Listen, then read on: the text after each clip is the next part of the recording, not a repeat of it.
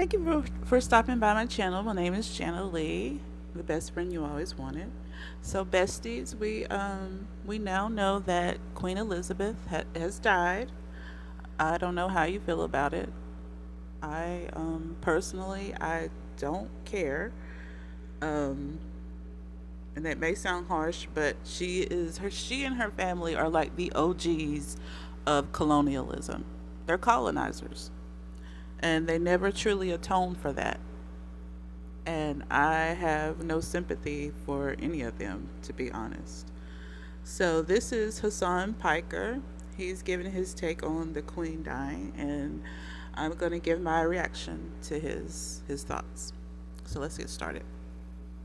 Understand after you see that and what they did, they branded human beings. And then remember that that narrative, we're the civilizing force of barbarians, is exactly what Tucker Carlson said. The reason why Americans defend the monarchy is because of this. A key part of the job for members of the royal family. They can be full of energy, flag waving and photo opportunities. In recent times, though, there have been some awkward moments. Just awkward. And for some, they have been a reminder of the monarchy's difficult imperial past. Slavery was abhorrent, and it should never have happened. Okay, it's like, at this point, it's like too little too late. You were a big part of the chattel slavery. Like, and you have done nothing to atone for it. No reparations, no nothing. So now that you're saying it's abhorrent, it's too late. Like, what are you going to do now? How are you going to fix what the problems that you have caused? What are you going to do? As of June 2022, the British Crown was still legally head of state in these 15 countries, all former British colonies or protectorates. But increasingly, there have been calls for the British monarch to be removed as head of state. Ladies and gentlemen, their Royal Highnesses, the Duke and Duchess of Cambridge, have arrived. Please stand. They shouldn't be welcomed as leaders of the country, as representatives of the head of state. How these two young white people now going to be here saying we are going to kowtow to them and we are going to bend and bow and kneel to them. Those days are done. The monarchy is a relic. In the Caribbean, Exactly. Some people want the royal family to provide reparations for their role in slavery. Exactly. So what exactly are the monarchy's links to the slave trade? The royal family's links to slavery began during the reign of Queen Elizabeth I.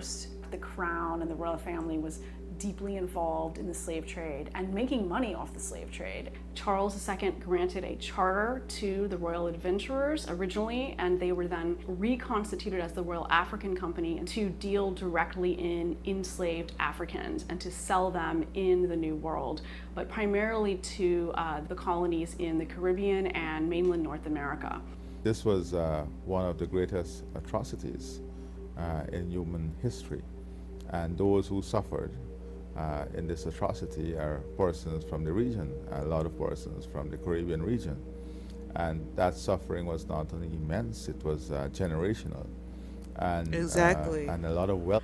And that's what a lot of people do not understand. They'll make comments like, oh, that was centuries ago. Okay, but this is generational. It did not stop just suddenly. Like, it's still, like, the effects are still going on today. Financially, like, it's still going on. Wealth was derived from the suffering. A lot of benefits was derived from the suffering. The brands that were used on the bodies of enslaved people featured the name of monarchs. So for example, the Duke of York, one of the brands that was used by the Royal African Company with the letters DY, and this was actually instructed to be put onto the bodies of enslaved people. So they are Disgusting. Totally disgusting. You are branding human beings. Disgusting. are making it very clear that the royal family is involved, that the royal family supports the slave trade, and that actually because the royal family supports it, this is a good investment. This is a safe investment. This was seen as the way to build an empire, but also as a way to convert Africans to Christianity. That was the It's business, primary baby. argument that was made at the time. So the crown saw itself as a civilizing, Christianizing force. That yes, they were profiting, and yes, they were supplying laborers to the colonies, but they also saw themselves as on the right side because they were expanding and civilizing the world. The wise African chiefs. Understand after you see that and what they did, they branded human beings. And then remember that that narrative, we're the civilizing force of barbarians, is exactly what Tucker Carlson said last night when defending the history of British colonial enslavement and rule. One of those civilizing forces in that regard was, again, the person that he called a philanthropist and not a fucking slave trader. Have seen the tremendous changes in Nairobi to which the princess herself referred. Yeah, that's the thing they like to talk about. They'll say stuff like, oh, we were bringing civilization into these colonies. Fuck that. We were already civilized. Just because it didn't look like your idea of civilization doesn't mean we weren't civilized. Or they weren't civilized. Like, who the fuck are you? In her speech. The contrast we see today That is a entitlement. striking tribute to the men and It women runs of deep. all races who have made it a great center of commerce and finance, the crossroads of East Africa, the capital of your colony, and the seat of the East Africa High Commission. Family has benefited from enslavement, and so has many institutions in this country, whether it's the railways, the roads, the banks, HSBC, Barclays. And the enslavers were compensated when slavery was ended, and the compensation didn't stop getting paid until 2015. So people like me were paying actually for compensation for the enslavers. But the people who were enslaved were never compensated. We never even got an apology.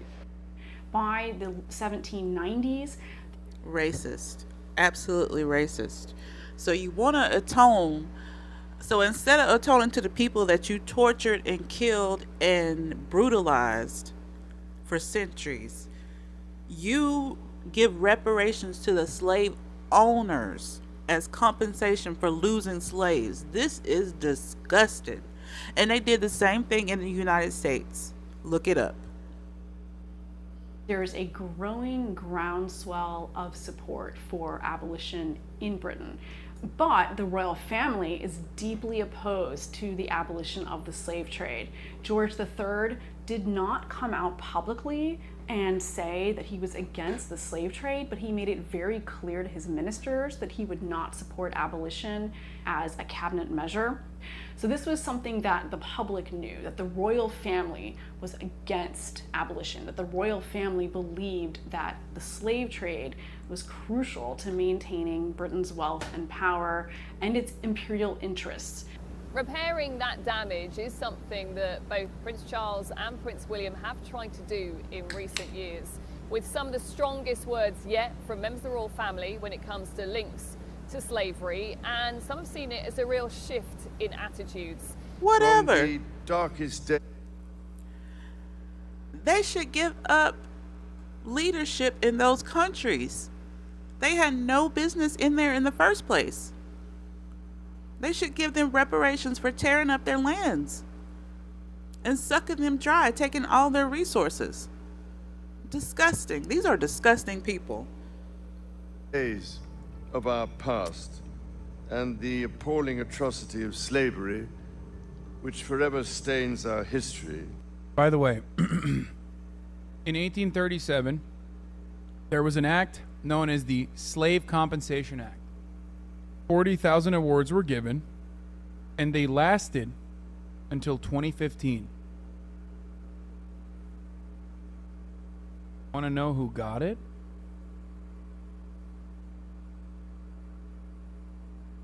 Oh, that's right. They were issued to slave owners. Now, if that sounds familiar to you, that means you're probably a Hassanabi head who has heard me talk about the only reparations afforded in the United States of America. Because we did that too. 40 acres and a mule? Nope. Black, Nope. you're getting nothing. During the Reconstruction era, the newly freed African men and women not get compensated, not get reparations. It was the slave owners that were compensated and got reparations for all of the slaves that they had freed. You know, they were subsidized for the loss in capital.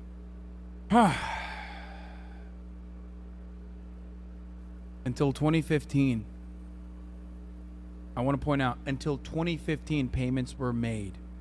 Disgusting. Slave owners.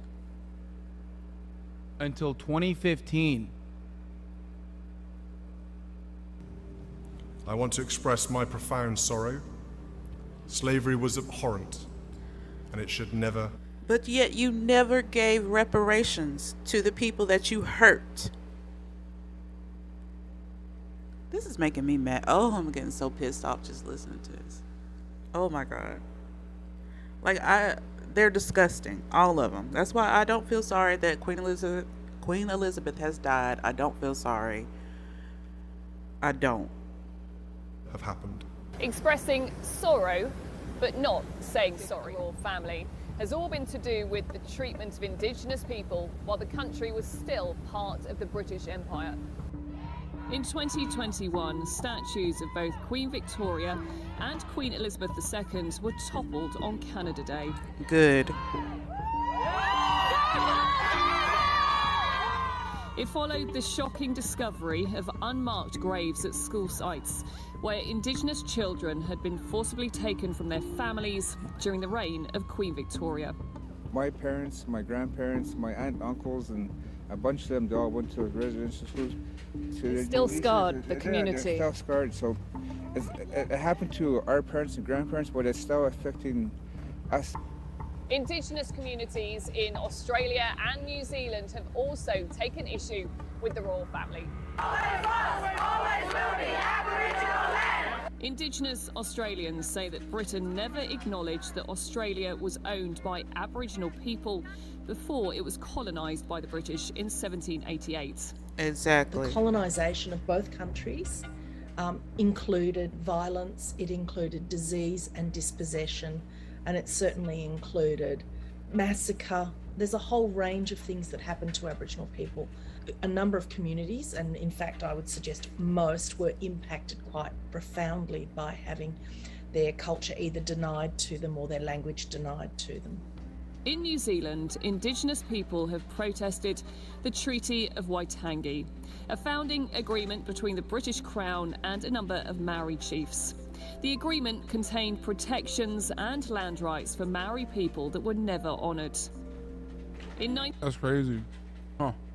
1995, the Queen delivered an apology from the British Crown to New Zealand's biggest Maori tribe for the seizure of Maori lands by British. Was the thing that she just went along with the crimes, or did she actively participate?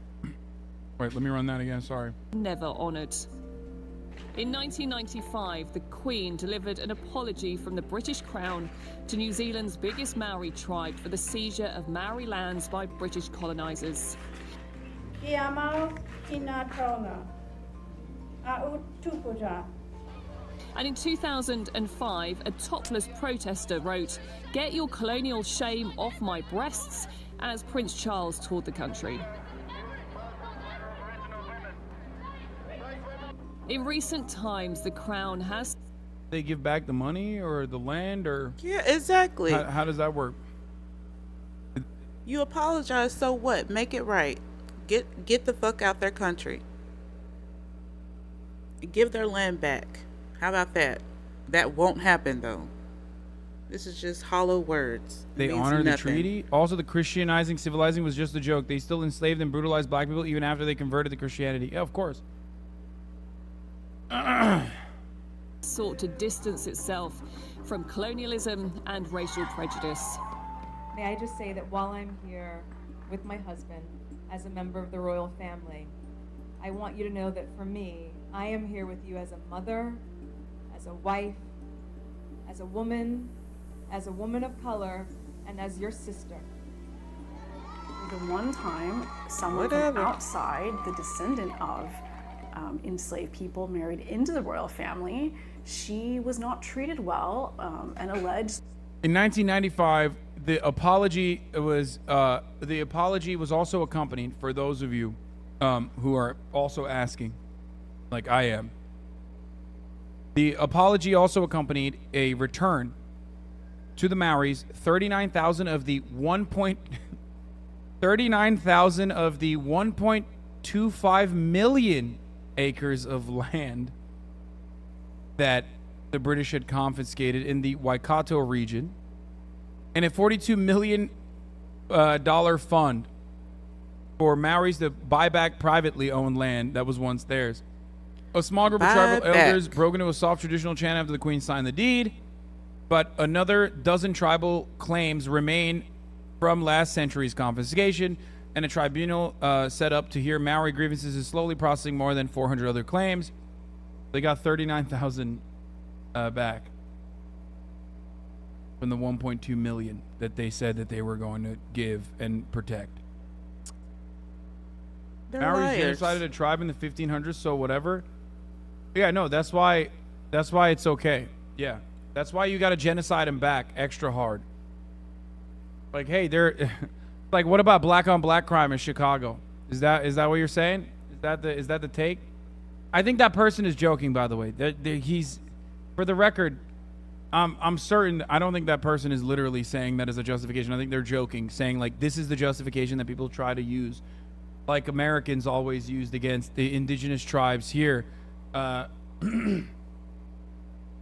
they returned 0.0312% of their land alongside an apology. Or is it 3%? Not 0.03%? 3%? I don't know. Math is hard. 500 years right on the statute of limitations for genociding genociders.